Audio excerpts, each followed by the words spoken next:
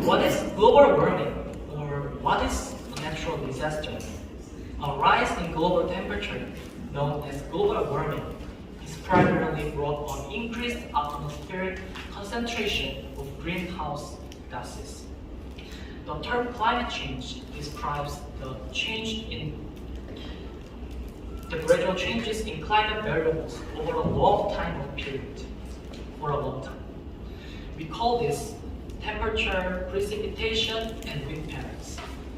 The most significant environmental concern now facing the Earth is, without a doubt, global warming. Understanding the seriousness of the problem is crucial. The fuel you use to run your houses, automobiles, or businesses and other devices are causing the globe to warm up more quickly than is typical.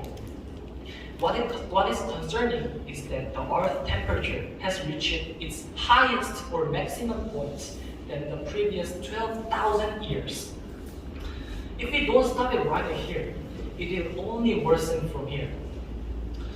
So, about the droughts. The likelihood of more droughts and storms are rising global temperatures. Furthermore, more droughts and storms with greater intensity are described as a final result of the global warming. Also, increased atmosphere and warmer ocean temperatures can lead to increased ocean level, and warmer ocean level can cause the speeds in tropical storms, and increasing sea levels reveal in higher places, and also causes generally shielded from the sea's power and its erosive waves and currents. For instance, almost 10,000 buildings in northwest Syria have been entirely or partially demolished, and 230,000 buildings in Turkey have been entirely damaged or destroyed.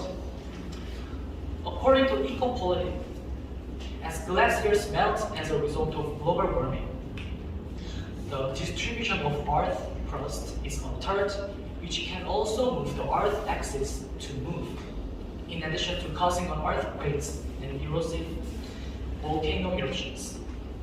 So, as I described above, it can be seen that natural disasters and climate change are closely related. I want to emphasize that over the period of 5 decades, the frequency of weather and climate-related natural disasters have grown 5-fold, resulting in the death of 2 more million people, and 90% of people who are living in the developing nations are sacrificed.